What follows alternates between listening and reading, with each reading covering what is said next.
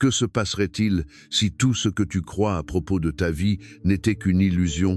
Et si je te disais que ce n'est pas le destin, ni la chance, ni un Dieu extérieur, mais bien ton esprit qui écrit chaque page de ton existence? Pendant des siècles, on a brûlé les sages qui ont tenté de révéler cette vérité. Mais aujourd'hui, cette connaissance revient à la lumière. Dans cette vidéo, tu découvriras pourquoi ta réalité n'est pas ce qu'elle semble être, comment l'univers répond à ta vibration et surtout, comment reprendre le pouvoir qui t'a toujours appartenu. Ce n'est pas un hasard si tu es ici maintenant. Le moment est venu, tu es le créateur et ceci est ton signe. Pendant des siècles, l'humanité a vécu sous un voile épais de conditionnements, de croyances imposées et d'une séparation apparente entre l'être humain et l'univers qui l'entoure. On nous a appris à percevoir le monde comme une structure rigide, indépendante de notre esprit, comme si nous étions condamnés à réagir face à une réalité extérieure, fixe et immuable, façonnée par le hasard, le destin ou la volonté de forces étrangères. Pourtant, au cœur des traditions spirituelles les plus anciennes et dans les découvertes récentes de la physique quantique, réside une connaissance qui a été délibérément supprimée, persécutée et ridiculisée. L'esprit n'est pas un simple observateur du réel, mais son architecte, son origine invisible, son noyau créateur. Cette connaissance n'est pas nouvelle, bien que pour beaucoup elle semble révolutionnaire. Les anciens hermétistes, héritiers de la sagesse égyptienne et grecque, l'ont formulée dans la première loi du Kybalion. Le tout est esprit, l'univers est mental. Ils ne le disaient pas comme une métaphore poétique, mais comme une description précise du fonctionnement du cosmos. Ce que nous appelons réalité n'est rien d'autre qu'une manifestation énergétique organisée par la conscience qui l'observe. Sans un esprit pour percevoir, interpréter et maintenir l'univers, celui-ci ne peut tout simplement pas exister tel que nous le connaissons. Tout ce que nous voyons, d'une étoile scintillante dans le ciel au rythme secret de notre respiration, est intrinsèquement lié à une intelligence qui l'observe. Cette idée, considérée comme une hérésie pendant des siècles, est aujourd'hui soutenue aussi par la science la plus avancée. L'expérience des deux fentes, réalisée par des physiciens qui n'imaginaient pas effleurer le mysticisme, a démontré que les particules subatomiques changent de comportement selon qu'elles sont observées ou non. Lorsqu'aucune conscience n'est présente, elles agissent comme des ondes, c'est-à-dire comme des possibilités. Mais lorsqu'elles sont observées, elles s'effondrent en particules, prenant une forme définie. Ce simple fait remet en cause l'idée que la réalité est quelque chose d'objectif, de solide et d'extérieur à nous. La matière, à son état le plus pur, n'existe pas comme quelque chose de déterminé, mais comme un champ de possibilités infinies. Et c'est l'esprit qui décide, sans le savoir, quelle version de l'univers prend forme. Cette découverte, aussi extraordinaire qu'elle puisse paraître, n'a pas été accueillie avec joie par ceux qui, depuis des siècles, contrôlent les systèmes de pensée humaine. L'histoire est pleine de noms comme Giordano Bruno, brûlé par l'Inquisition pour avoir affirmé que l'univers était infini et que la divinité s'exprimait dans tout ce qui existe. Elle est aussi remplie de textes hermétiques, gnostiques et ésotériques qui ont été éliminés, déformés ou gardés secrets parce qu'ils contenaient des vérités capables de redonner à l'être humain son pouvoir de co-créateur, d'esprit souverain, capable de modeler la matière et de transcender l'illusion de la séparation. Pourquoi tant de peur? Parce qu'un esprit conscient de son pouvoir ne peut être soumis. Le grand mensonge qu'on nous a inculqué, répété génération après génération, est que nous sommes des victimes. Victimes du système, du hasard, des circonstances, de ce que les autres font ou décident. On nous a appris à attendre un salut venu de l'extérieur, à lever les yeux vers le ciel pour chercher des réponses, à craindre le châtiment et à nous résigner à une vie d'effort et de limitation. Mais derrière ce discours se cachait une vérité simple et lumineuse. Tu n'es pas à la merci du monde, c'est toi qui le génères. L'univers entier répond, s'adapte et se transforme en fonction de l'énergie que tu maintiens dans ton esprit et dans ton cœur. Ce pouvoir que nous possédons tous n'a rien à voir avec la volonté superficielle ni avec une idée mal comprise de la pensée positive. Il ne suffit pas de répéter des phrases sans les ressentir ou de vouloir contrôler rationnellement ce qui se passe à l'extérieur. Le véritable pouvoir réside dans la compréhension que la réalité n'est pas une ligne rigide qui s'impose, mais un tissu vibratoire qui répond au niveau de conscience depuis lequel elle est expérimentée. Lorsque tu élèves ta perception, lorsque tu te reconnais comme une partie du tout et en même temps comme un canal unique de cette énergie universelle, tu commences à voir les choses autour de toi changer. Non pas parce que tu les forces, mais parce que tu ne vibres plus à la fréquence qui les maintenait. Tout ce que tu vois, absolument tout, a commencé comme une idée. Pas seulement dans ta vie personnelle, mais dans l'existence même. L'univers est né d'une intention, d'une fréquence primordiale. Si tu es fait de cette même essence, alors tu es aussi capable de créer, de transformer et d'expanser. Mais ce pouvoir a été caché sous des couches de peur, de culpabilité, de distraction et de bruit. On nous distrait pour que nous ne regardions pas à l'intérieur, là où réside la véritable source de la création. Car si nous le faisions, si beaucoup le faisaient en même temps, tout le système qui nous limite s'effondrerait. Reconnaître cela n'est pas un acte d'arrogance, mais un acte d'humilité sacrée. Cela signifie accepter que le divin n'est pas loin, ni réservé à quelques élus, mais qu'il vit en toi, comme une étincelle silencieuse qui a toujours attendu que tu te souviennes d'elle. S'éveiller à cette vérité, c'est le début d'un chemin de retour vers toi-même, vers ton essence illimitée, vers ta capacité de vivre non pas comme un spectateur passif, mais comme un créateur conscient. Et pour commencer ce chemin, la première chose à faire est d'ouvrir les yeux, pas ceux du corps, mais ceux de l'âme, et de remettre en question tout ce que tu as tenu pour vrai jusqu'à maintenant. Ce chapitre ne cherche pas à te convaincre, mais à t'inviter à te souvenir, car au fond, tu le sais déjà. Quelque chose en toi résonne avec ces paroles, non pas parce qu'elles sont nouvelles, mais parce qu'elles sont aussi anciennes que la vie elle-même. L'esprit contrôle tout, non pas comme une machine qui ordonne, mais comme un pont qui relie l'invisible au visible, le potentiel au manifeste. Ce que tu maintiens à l'intérieur finit inévitablement par apparaître à l'extérieur. Et si cela est vrai, alors il n'y a plus d'excuses. Il ne reste qu'à choisir, consciemment, quel type d'univers tu veux projeter. Si l'esprit est l'architecte de la réalité, alors il existe une force encore plus profonde qui agit comme le véritable moule de ce que tu expérimentes, le subconscient. Ce niveau caché de ton être n'est pas seulement un réservoir de souvenirs ou d'émotions refoulées comme le supposaient les anciens modèles psychologiques. Il est en réalité la scène où se rédige le scénario de ta vie. Là, dans le silence le plus profond de ton intériorité, réside un pouvoir qui agit en permanence, même lorsque tu crois décider consciemment. Et c'est précisément dans cette apparente contradiction que se trouve l'une des vérités les plus dérangeantes de l'existence humaine. Ce n'est pas ce que tu penses qui façonne ta vie, mais ce que tu crois profondément sans savoir que tu y crois. Dès tes premières années de vie, alors que tu n'avais ni filtre rationnel, ni esprit critique, tu as commencé à absorber le monde tel une éponge.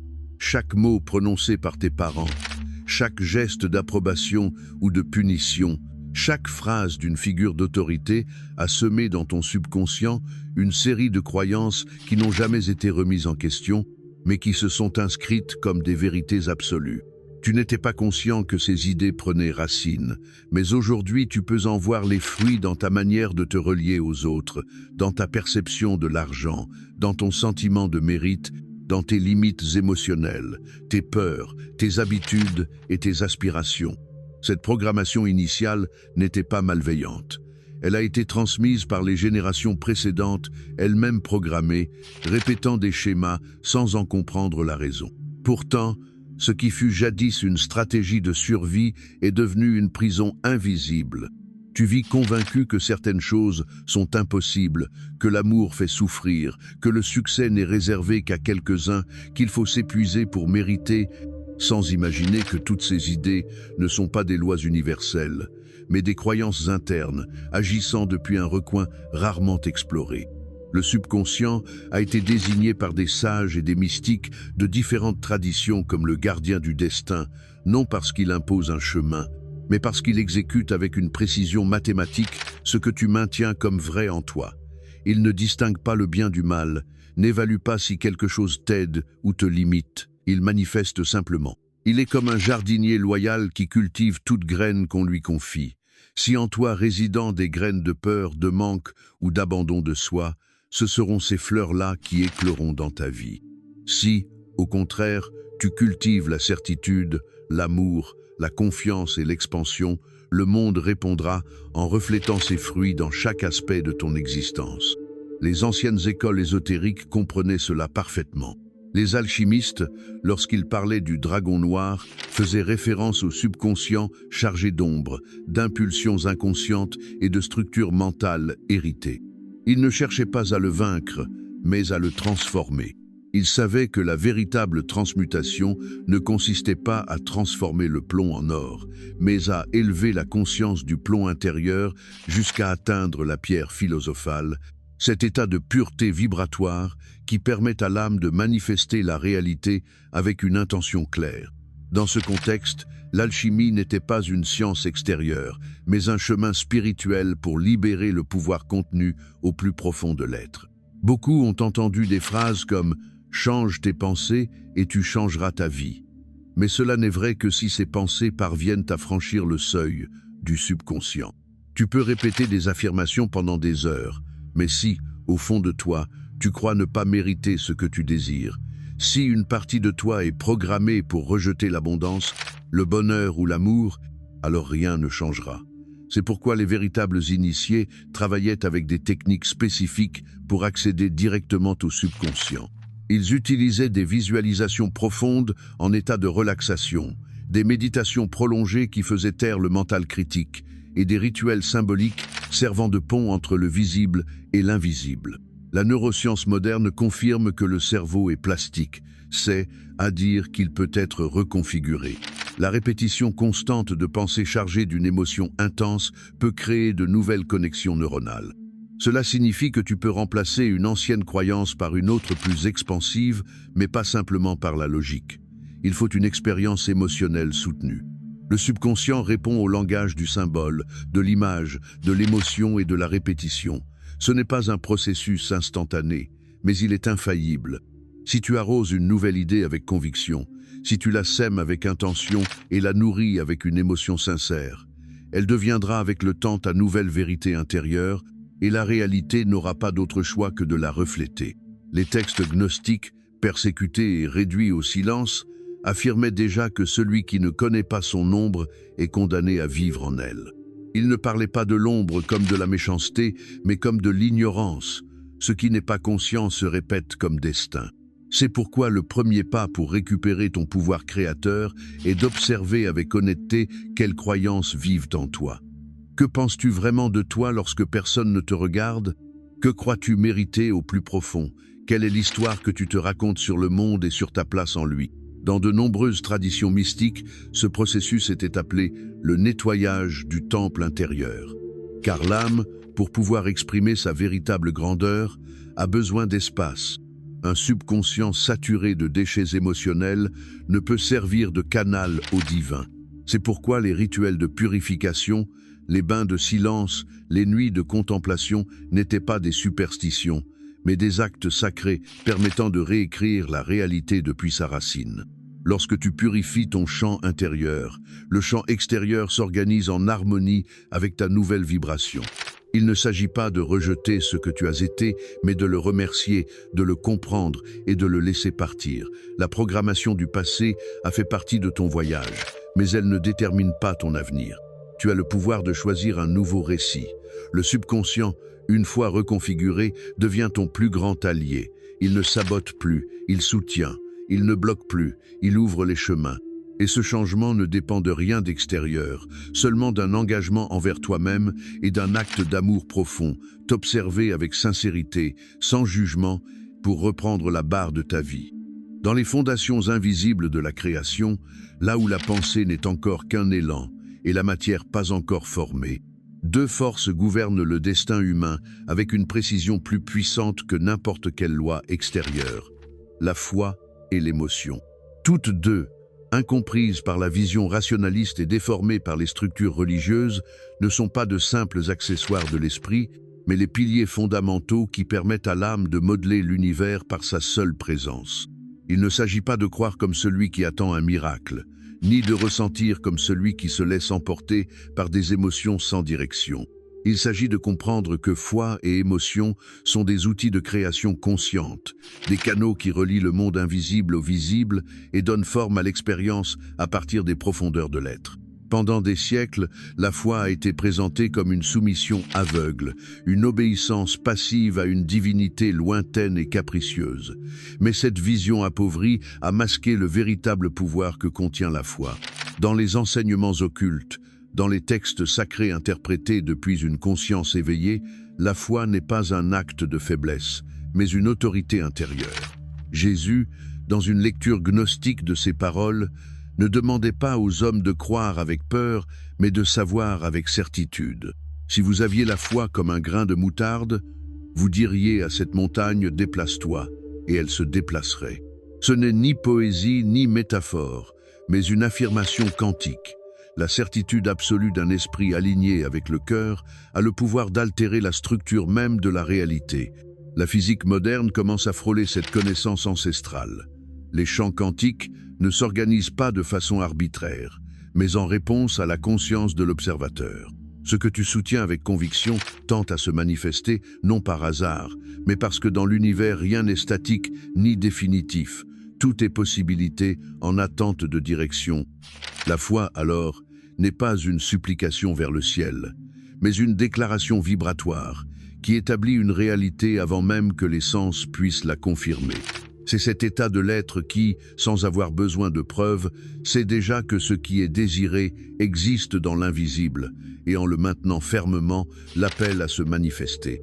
Cependant, la foi seule, sans une impulsion émotionnelle pour lui donner vie, peut rester une idée stérile, une graine oubliée dans une terre sèche. C'est ici que l'émotion entre en jeu, non comme réaction, mais comme énergie propulsive. L'univers ne répond pas à tes mots, il répond à la vibration que ces mots transportent.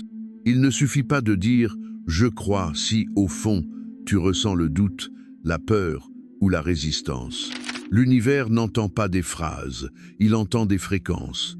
C'est pourquoi les grands maîtres n'enseignaient pas seulement quoi penser, mais comment ressentir. Car l'émotion est le feu qui active la pensée, la flamme qui transforme l'intention en mouvement. Et sans elle, tout désir reste enfermé dans le plan mental, sans possibilité d'éclosion. Dans la tradition soufie, les danseurs tournaient en extase, non pas pour le spectacle, mais pour entrer en communion avec une fréquence supérieure, là où l'émotion et la conscience se fondent en une seule expérience.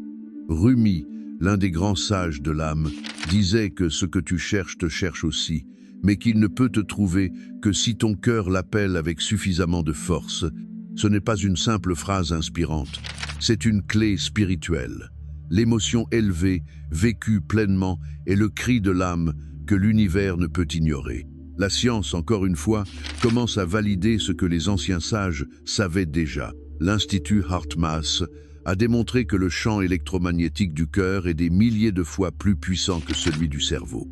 Lorsque nous ressentons de la gratitude, de l'amour, de la joie ou de la certitude, ce champ s'expand et se synchronise avec l'environnement, attirant des événements, des personnes et des situations qui vibrent à la même fréquence. C'est ce que beaucoup appellent des miracles, mais en réalité, ce sont des réponses naturelles à une vibration cohérente. Si ton cœur vibre avec clarté, ta réalité s'aligne inévitablement. Mais il ne s'agit pas de forcer les émotions. Tu ne peux pas feindre la joie lorsque tu ressens de la tristesse, ni décréter la certitude si le doute habite en toi. Le chemin n'est pas la répression, mais la transmutation. Les alchimistes comprenaient cela avec une sagesse symbolique. Le feu intérieur ne se conquiert pas en niant le plomb des émotions denses, mais en les utilisant comme matière première pour l'or spirituel. La colère peut devenir un élan créatif, la tristesse une profondeur d'amour, la peur une alerte lucide. Tout dépend de la manière dont tu choisis de ressentir, de la façon dont tu décides d'utiliser cette énergie en mouvement qui vit en toi. Les Rosicruciens, gardiens des enseignements occultes, écrivaient que la pensée est la graine, mais que l'émotion est l'eau qui la fait pousser. Sans cette eau, aucune idée ne peut fleurir dans le monde matériel. C'est pourquoi toute manifestation puissante naît d'une sensation interne intense. Si tu peux ressentir comme réel ce que tu ne vois pas encore, si tu peux t'émouvoir avec une certitude invisible, alors tu actives le mécanisme le plus profond de la création. La foi devient une action invisible et l'émotion son véhicule. Mais il est aussi nécessaire de comprendre que toutes les émotions ne servent pas le même but. Il existe une hiérarchie vibratoire. Des émotions comme la culpabilité, la honte ou le ressentiment ont une fréquence si basse qu'elles tendent à effondrer le champ énergétique, générant du chaos et attirant des expériences dissonantes. À l'inverse, des émotions comme la gratitude, la compassion et la confiance élèvent la fréquence de l'âme et la connectent à des plans où tout devient possible. David Hawkins, dans son ouvrage Pouvoir contre force, a mesuré ces fréquences et démontré que celui qui vit dans l'amour exerce un impact expansif, non seulement sur sa propre vie, mais sur tout son entourage. L'univers, alors, ne répond pas à ce que tu veux intellectuellement, mais à ce que tu ressens avec authenticité. Et c'est là que réside la grande opportunité. Tu n'as pas besoin de posséder quelque chose pour le ressentir. Dès maintenant, tu peux fermer les yeux et imaginer ta vie idéale comme si elle était déjà réelle. Tu peux respirer profondément et laisser une vague de gratitude parcourir ton corps pour des choses qui ne sont pas encore arrivées, mais que tu es déjà en train de semer avec ton énergie. Cette pratique, maintenue avec intention, est une forme directe de reprogrammation de ton subconscient, d'alignement vibratoire, de syntonisation avec une réalité qui attend ton autorisation pour se manifester. Les émotions ne sont pas des faiblesses, ce sont des langages de l'âme. Ce sont des ponts entre l'humain et le divin. Et lorsqu'elles se combinent avec une foi inébranlable, elles forment le terrain fertile à partir duquel tout est créé. Tu n'as pas besoin de comprendre tous les mécanismes, ni de contrôler chaque étape du processus. Tu as seulement besoin de ressentir avec clarté et de croire avec conviction. Car dans cet acte simple et en même temps sacré, réside la clé pour transformer ton monde de l'intérieur. Dans la structure invisible du cosmos, là où tout ce qui semble solide se révèle être de l'énergie en perpétuel mouvement, il existe une loi aussi fondamentale qu'ignorée. Tout est vibration. Rien dans l'univers n'est immobile. Tout vibre, des particules les plus infimes aux galaxies qui tournent en silence. Cette vérité, proclamée par les sages anciens et confirmée par les scientifiques modernes, constitue la clé pour comprendre comment la réalité se manifeste. Chaque pensée que tu entretiens, chaque émotion que tu ressens, chaque mot que tu prononces et chaque intention que tu émets une fréquence unique que l'univers capte, interprète et reflète sans erreur. La vibration n'est ni un concept ésotérique, ni une croyance philosophique. C'est une loi naturelle qui agit avec précision à tous les niveaux de l'être. Nikola Tesla, l'un des grands génies du savoir à la fois occulte et scientifique, affirmait que si l'on voulait comprendre l'univers, il fallait penser en termes d'énergie, de fréquence et de vibration. Sa phrase n'était pas une formule décorative, mais une révélation anticipée de ce que la physique quantique commence aujourd'hui à décoder. Tout ce que nous percevons comme matière n'est en réalité qu'une condensation d'énergie vibrant à une certaine fréquence. Ce que nous voyons, touchons et considérons comme réel n'est qu'une manifestation lente, dense et transitoire d'une danse énergétique qui ne s'arrête jamais. Et si tout vibre, alors toi aussi. Ton corps, ton esprit, ton champ émotionnel, tes mémoires, tes croyances et tes paroles vibrent sans cesse, configurant le type de réalité que tu expérimentes. Le principe hermétique, affirmant que le semblable attire le semblable, n'est pas une superstition, mais une description précise du fonctionnement vibratoire de l'univers. L'énergie que tu émets est équivalente à celle que tu reçois. Si tu entretiens des pensées de manque, si tu agis à partir de la pénurie, si tu parles à travers la peur ou agis dans le doute, tu vibreras alors sur une fréquence basse qui attire des expériences confirmant cette perception. Non pas parce que l'univers te punit, mais parce qu'il répond automatiquement à ton signal énergétique. Si, en revanche, tu choisis consciemment de vibrer dans la gratitude, la compassion, la certitude et la joie, ta fréquence s'élève et avec elle, un champ de possibilités plus harmonieuses et expansives s'ouvre à toi. David Hawkins, dans sa carte de la conscience, a mesuré les fréquences émotionnelles et découvert que des sentiments comme l'amour, la joie et la paix ont une vibration élevée qui renforce le champ vital, tandis que des émotions telles que la culpabilité, la colère ou la tristesse prolongée l'affaiblissent. Cette mesure n'a pas seulement une valeur thérapeutique, elle offre aussi un outil spirituel. En observant ce que tu ressens et comment tu vibres, tu peux transformer ta réalité depuis l'intérieur. Il n'est pas nécessaire de changer ce qui se passe à l'extérieur. Il suffit d'élever ta fréquence pour t'aligner avec un niveau plus cohérent de l'univers. C'est comme changer de station sur une radio. Si tu veux écouter de la musique douce, tu ne peux pas rester sur une fréquence de parasite. La tradition mystique l'a toujours su. Les soufis tournaient en cercle, non pour se distraire, mais pour altérer leur état vibratoire et se connecter au divin. Les Védantins récitaient des mantras comme le Om pour s'harmoniser avec la fréquence primordiale qui soutient l'univers. Les Égyptiens utilisaient des chants rituels dans leurs temples pour transformer l'énergie du corps et de l'environnement. Dans la Kabbale, on parlait de l'Ain Sof, la lumière infinie qui vibre à des niveaux si subtils que seule une âme éveillée peut l'apercevoir.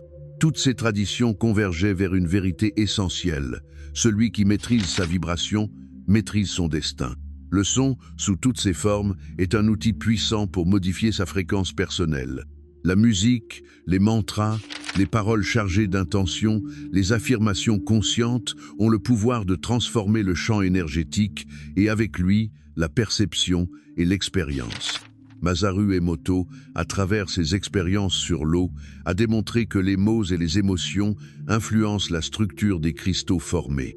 Des mots comme amour ou merci produisaient des formes harmonieuses et belles, tandis que des insultes ou expressions négatives généraient chaos et disharmonie.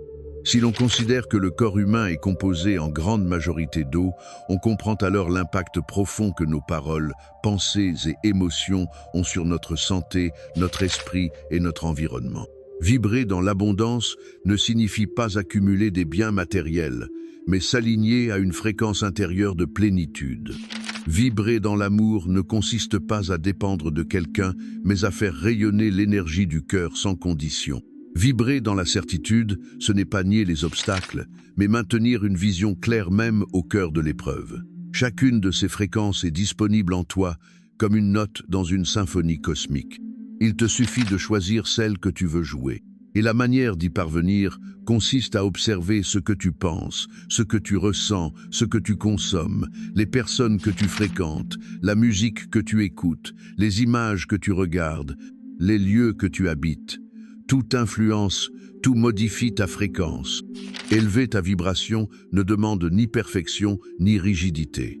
Il ne s'agit pas d'éviter toute émotion négative, mais d'apprendre à la transmuter. La peur, par exemple, peut être un signal t'invitant à regarder en toi, à renforcer ta confiance, à te dépasser. La tristesse peut ouvrir ton cœur à une compassion plus profonde. La colère, canalisée, peut devenir une détermination claire. L'essentiel est de ne pas rester enfermé dans ses émotions, mais de les laisser passer, de les exprimer et de les transformer en un niveau plus élevé de compréhension. Tout ce qui est vécu avec conscience se transforme. Et lorsque tu parviens à maintenir une vibration élevée de façon constante, quelque chose commence à changer. Ton environnement devient plus fluide, tes relations se guérissent, des opportunités inattendues surgissent, ton corps retrouve de la vitalité et le temps semble se réorganiser en ta faveur. Non parce que tu forces quoi que ce soit, mais parce que tu es en cohérence. Tu ne luttes plus contre le courant, tu t'alignes avec le flux naturel de l'univers. Dans cet état, la création devient simple, intuitive, presque magique. Tes désirs n'ont pas besoin de crier, car ta vibration les a déjà annoncés avant même qu'ils soient formulés. L'univers, comme un écho parfait, te renvoie exactement ce que tu aimais. Comprendre cela n'est pas un exercice intellectuel, c'est une pratique vivante. C'est choisir, à chaque instant, comment tu veux te sentir, quelle pensée tu veux nourrir, quelle énergie tu veux partager. C'est devenir un alchimiste de ton champ intérieur, un musicien de ton propre destin. Car en vérité, tout ce que tu vois est une réponse à ce qui vibre en toi. Et si cela est vrai, alors il n'y a pas de limite. Il n'y a que des fréquences encore inexplorées, des possibilités encore inactivées, des réalités en attente d'être syntonisées par une conscience qui ose vibrer haut, avec une intention claire et un cœur en feu. Il existe une illusion si profondément enracinée dans la conscience humaine qu'elle conditionne l'ensemble de notre expérience. L'illusion du temps.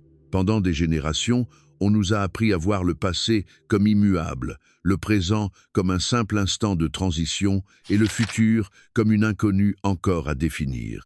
Mais cette vision fragmentée n'est qu'une projection mentale. Le temps linéaire n'est pas une loi universelle, c'est une construction perceptive. Dans les enseignements ésotériques les plus anciens, des gnostiques aux sages du Tao, on affirmait que tout ce qui est, tout ce qui a été et tout ce qui sera est contenu dans un seul et unique instant éternel. Le présent n'est pas un point entre deux extrêmes, c'est la totalité contenue dans l'instant. La physique quantique, en cherchant à comprendre la nature de la réalité, commence à confirmer ce que les mystiques savaient déjà. Le temps n'est pas une ligne qui avance, mais un champ de possibilités simultanées où chaque décision, chaque pensée et chaque vibration ouvrent un nouveau chemin qui existe déjà, attendant d'être activé par la conscience qui le choisit. Il n'existe pas de futur au sens absolu, mais des versions de toi-même coexistantes dans différentes fréquences, et c'est ton état de conscience qui détermine avec laquelle tu t'alignes. Si cela est vrai, alors tu n'as pas besoin d'attendre. Tu peux accéder dès maintenant à la réalité que tu désires, non comme une finalité lointaine, mais comme une fréquence déjà disponible dans le présent éternel.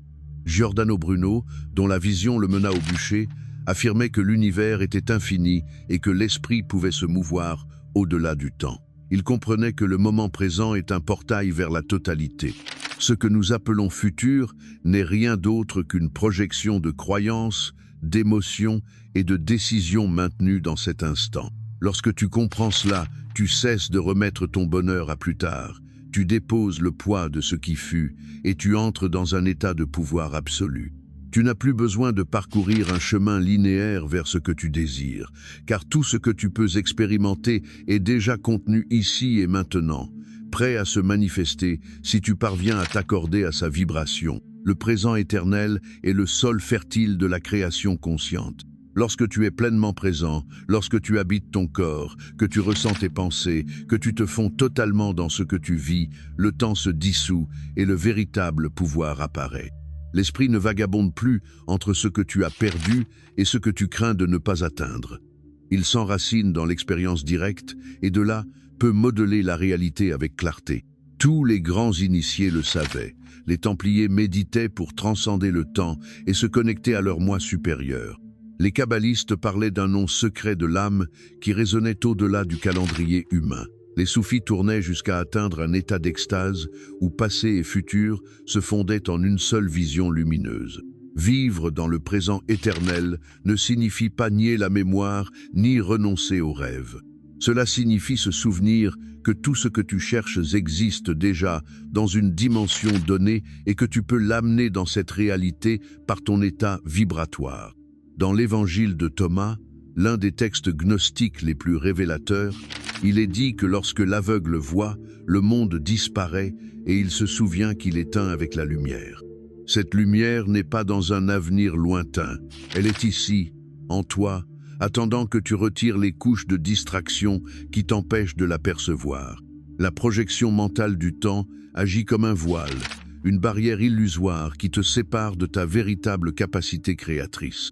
Et ce n'est pas seulement le temps qui est une illusion, mais aussi la manière dont nous interprétons la réalité. Nous vivons dans une structure holographique où ce que tu vois à l'extérieur n'est qu'une projection de ce que tu maintiens à l'intérieur. La matière, dans son essence, n'est ni solide ni définitive. La physique le démontre. Les particules ne prennent forme que lorsqu'elles sont observées. Cela signifie que tu n'es pas prisonnier d'un monde rigide, mais que tu es le projecteur qui émet l'image que tu appelles vie. Si tu veux changer ce que tu vois, il ne sert à rien d'attaquer l'écran. Tu dois ajuster la source de lumière, c'est-à-dire ta vibration, ton intention, ta perception. David Bohm, l'un des penseurs les plus visionnaires de la science moderne, proposait que nous vivons dans un univers holographique où chaque partie contient la totalité et où le visible n'est qu'une ombre d'une dimension plus profonde. Cette vision coïncide avec les enseignements des alchimistes qui voyaient dans le monde physique un miroir symbolique de l'âme. La transmutation ne consistait pas seulement à transformer les métaux, mais à transformer la perception. Car lorsque tu changes ta façon de regarder le monde change de forme pour toi. Le Zohar, texte central de la mystique kabbalistique, affirme que la foi soutient l'arbre de vie. Ce n'est pas une métaphore littéraire, mais une description précise. La certitude vibratoire avec laquelle tu t'alignes définit l'image que tu projettes.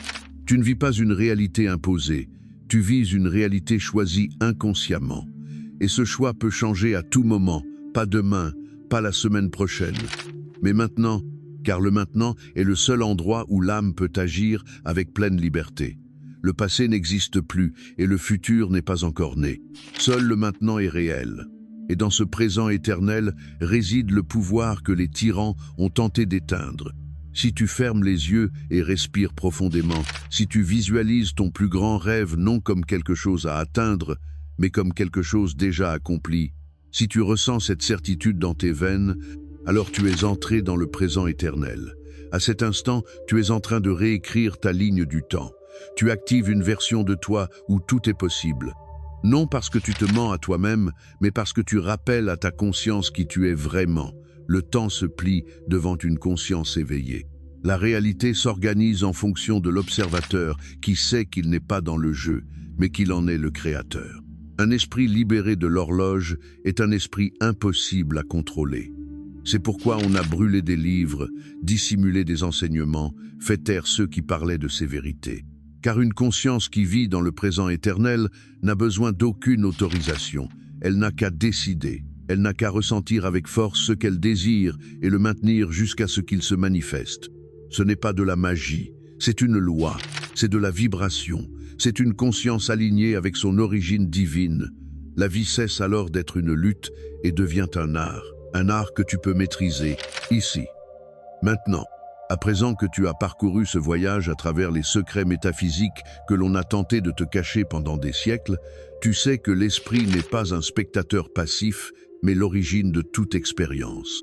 Le subconscient, silencieux mais influe, programme ce que tu appelles destin. La foi n'est pas une prière fragile, mais une fréquence précise qui crée des réalités. L'émotion n'est pas un résidu humain, c'est le feu qui allume la manifestation. La vibration est le langage avec lequel tu communiques avec l'univers. Et le temps, loin d'être une prison, est un voile que tu peux traverser lorsque tu choisis de vivre dans le présent éternel. Tout ce que tu vois, tout ce que tu crois, tout ce que tu ressens, se projette comme un hologramme qui répond fidèlement à l'énergie que tu émets. Tu n'es pas un pion perdu sur un échiquier cosmique. Tu es l'architecte du jeu. Le pouvoir que tu as cherché à l'extérieur a toujours été en toi. Personne ne peut t'enlever ce qui t'appartient déjà par droit de conscience. Le pouvoir de créer, transformer, guérir, étendre et manifester. Il n'y a plus d'excuses, il n'y a plus de doute. Si tu le ressens, si tu le sais, si tu le maintiens, l'univers n'a pas d'autre choix que de répondre, car tu n'es pas dans le monde est en toi. Si ce message a résonné en toi, si quelque chose en toi s'est éveillé, je t'invite à aimer cette vidéo pour que cette vérité atteigne d'autres âmes prêtes à se souvenir de qui elles sont. Abonne-toi à la chaîne pour continuer à découvrir des connaissances que l'on n'enseigne dans aucune école, mais qui peuvent transformer ta vie depuis l'intérieur. Et maintenant, regarde la vidéo suivante qui s'affiche à l'écran, car j'y révélerai une autre pièce fondamentale du puzzle. Comment activer ton pouvoir créateur dès la première pensée du jour. Ce qui vient va te transformer. Souviens-toi, tu es le créateur. Le moment, c'est maintenant.